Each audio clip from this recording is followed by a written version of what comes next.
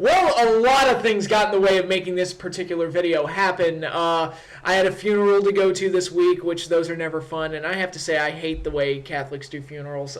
Speaking as a born and raised Catholic, I hate the way we do funerals. It's fucking just depressing as all hell. But so that was a thing.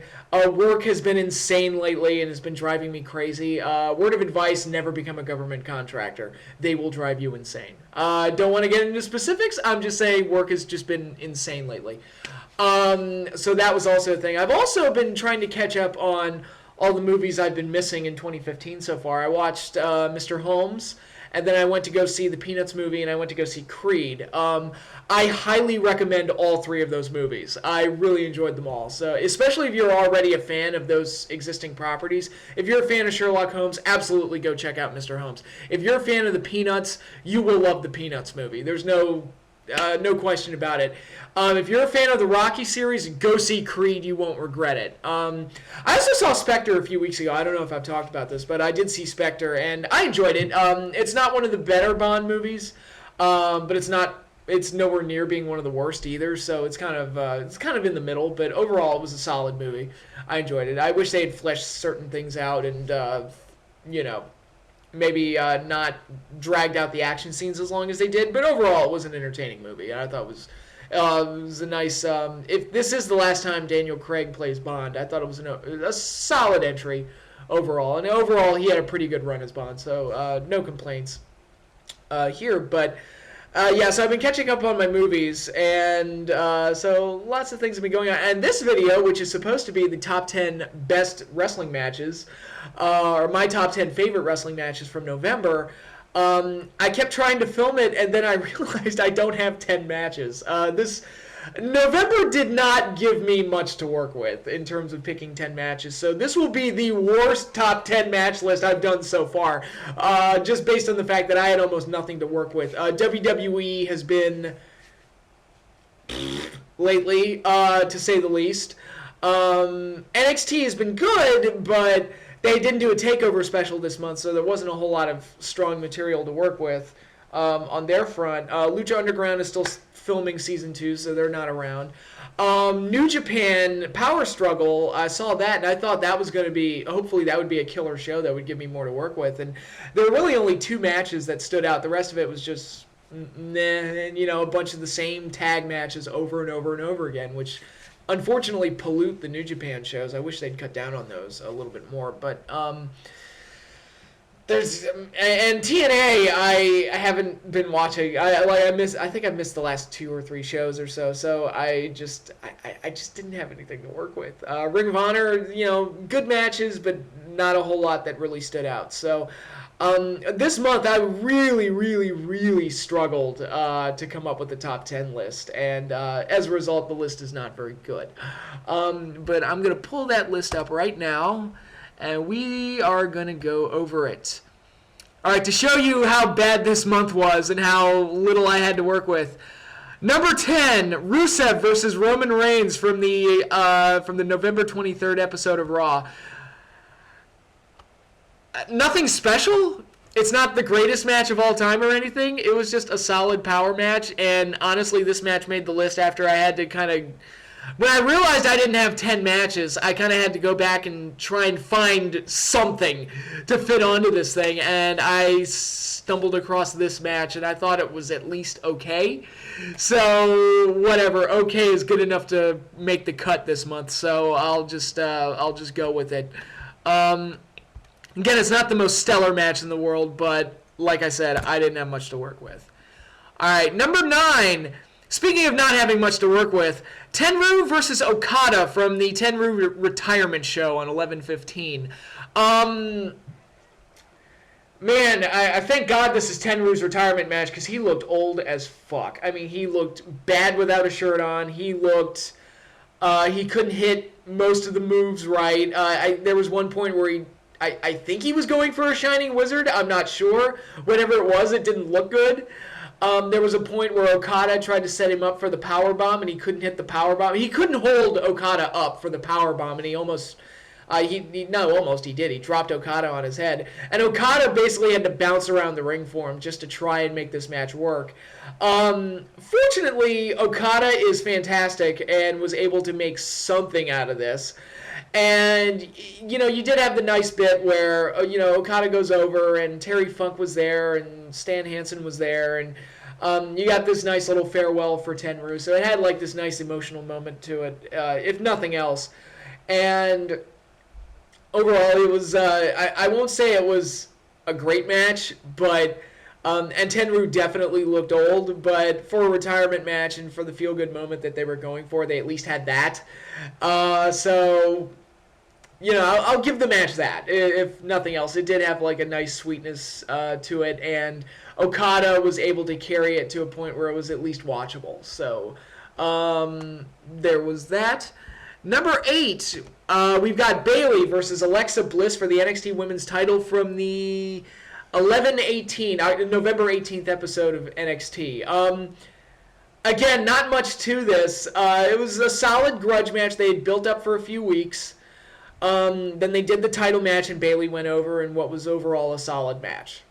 That's really all there is to say. It was just kind of like they had a feud, they built it up, they did the match, feud's over, move on.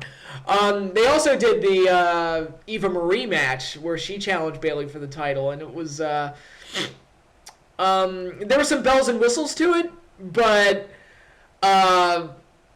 overall it was about as good as it could possibly be. Again, there was a lot of outside interference, a lot of ref bumps, and all sorts of bells and whistles, but I felt like they got out of it unscathed, and at least Bayley went over. But the Alexa Bliss match was actually solid and actually good and on its own. And just a solid grudge match. It's really all there is to say. Like I said, you didn't have to do much to really make it on the list this month.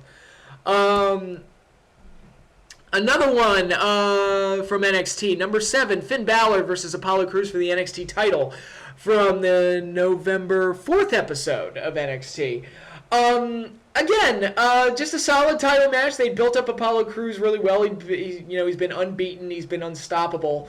And you have Finn Balor, who's been the champion since he beat Kevin Owens in July.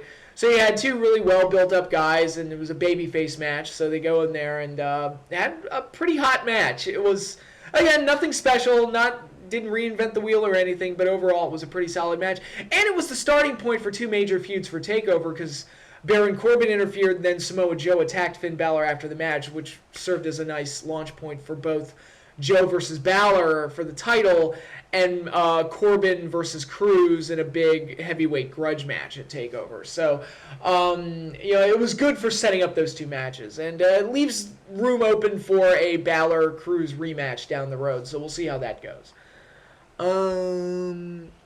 And number 5 and 6 are the two semifinal tournament matches from Survivor Series. Alberto Del Rio versus Roman Reigns and Dean Ambrose versus Kevin Owens. I think if I had to pick a better of the two, I would go for Alberto and Roman, because as I said in my review, there was some nice... they used the tournament to actually make moves matter and actually tell somewhat of a story. And what I mean by that is earlier in the tournament, Del Rio beat somebody with the double foot stomp. And in this match, he sets it up on Roman, and you go, oh shit, oh shit, oh shit, because, he'd already beaten somebody with that move. So there was some legitimate drama there. And overall, I thought both matches were solid. For a show that really wasn't that great, and by show I mean Survivor Series as a whole, the show itself was not that great. I thought those two matches were pretty good. Again, didn't reinvent the wheel. They weren't great, but they were solid tournament matches and set up the finals pretty well. And then we all know what happened in the finals, so I'm not even going to get into that. But overall, it was two good matches on an otherwise lackluster pay-per-view. Number 4, Neville versus Kevin Owens in a quarterfinals tournament match from the November 16th episode of Raw. Solid match. Again, nice back and forth, exciting clash of styles between the two. I thought Neville and Owens worked well together. I think Neville is one of those guys that can work with just about anybody, and Kevin Owens is such a jerk The character is such a jerk, and he has such a high-impact style that he also works well with just about anybody he's put in there with. So, again, just a really solid TV match, and probably, or definitely the best match of the tournament, I think. But overall, I really enjoyed it. Number 3 from New Japan's Power Struggle, we have Shinsuke Nakamura versus Karl Anderson for the IWGP Intercontinental Championship. It was the main event of the show, and when I saw that it was the main event, I was like, really? Because Karl Anderson, he's not bad, but he's one of those guys that you kind of think of as a tag team guy, so it seemed weird that Nakamura would be defending the title against him in the main event. That seemed a little strange on paper, but it worked quite well. I thought the high-impact style of both of them worked out really, really well, and it made for a nice high-impact match. A lot of the counters were really cool. The way Nakamura was able to incorporate the Bomaye, I thought worked out really well.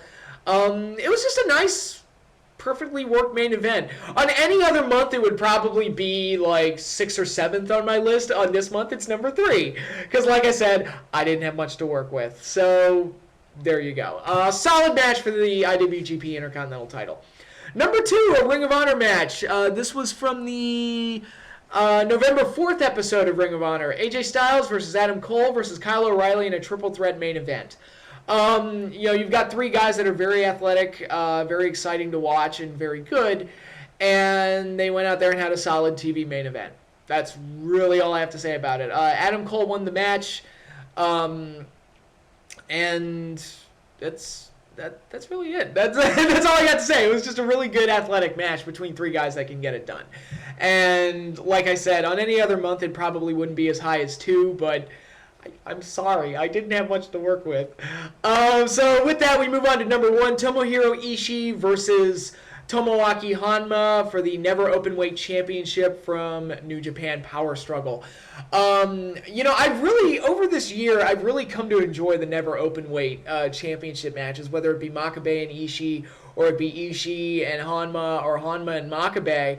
The matches that those guys seem to have together are just really high impact, really hard hitting, really great stuff. And this match was no exception. I thought they stole the show at Power Struggle. I thought Honma, who's just this really likable, charismatic babyface type, and Ishii, who's just this machine powerhouse of a guy, just hard hitting. He's the Stone Pitbull. He's just a really hard hitting kind of brawler type. I think their 2 styles just, again, they mesh together really well, because Honma can take a beating really well, and Ishii can dish out a beating really well, and you want to see Honma make a comeback and get into the fight, which he does, and all the different ways he hits headbutts are great, although that can't be good for his health going forward to, constantly dive into those headbutts the way he does, but it makes for an exciting match. And overall, I thought they had an action-packed, hard-hitting, stiff matchup that was easily the best match I saw this month. So, now that list is complete, I apologize. Again, this is the worst top 10 list I've done since I started doing these. But anybody who's watched any amount of wrestling this month knows that it wasn't a very good month overall. I'm sure there was a lot of indie stuff that I missed. There was probably, maybe even TNA had some matches that I missed, but I haven't watched the show lately. Holidays are a really busy time, so I just haven't had time. But overall, it was, I struggled through it. I got my top 10 list out there, and I apologize that it's not very good. But with that said, updates for future videos. I'm going to do a video next week, definitely. Even if I have to kill myself, I'm going to get a video out next week. And then the video after that is going to be my Star Wars video in preparation for The Force Awakens. Then after that, I'll have a review of The Force Awakens. And then after that will be my customary end of the year video where I do, best of, my favorite matches, favorite shows, favorite wrestlers. Maybe even a top 10 favorite movies list for 2015, and that'll be it for the year. So I've got 4 more videos coming out in December, and then that'll be it for the year for me. But yeah, we'll get through it, and it'll be a lot of fun. So here's hoping that everything goes well and goes according to plan. So hope you all enjoyed this video. Hope you all look forward to my future videos and what I have in store for you coming up. And hope you all are enjoying your holiday season. I know it's a very stressful time for a lot of people, but when you get to the holidays itself, it's really worth it. So, again, here's hoping everybody has a great holiday season. Buy your snow shovels because it's that time. It's that time of the year, so make sure you're ready. Stock up on food too. You may want to do that. But yeah, that is all I have for you now, and I'm about to go watch some football. So until then, later, everybody.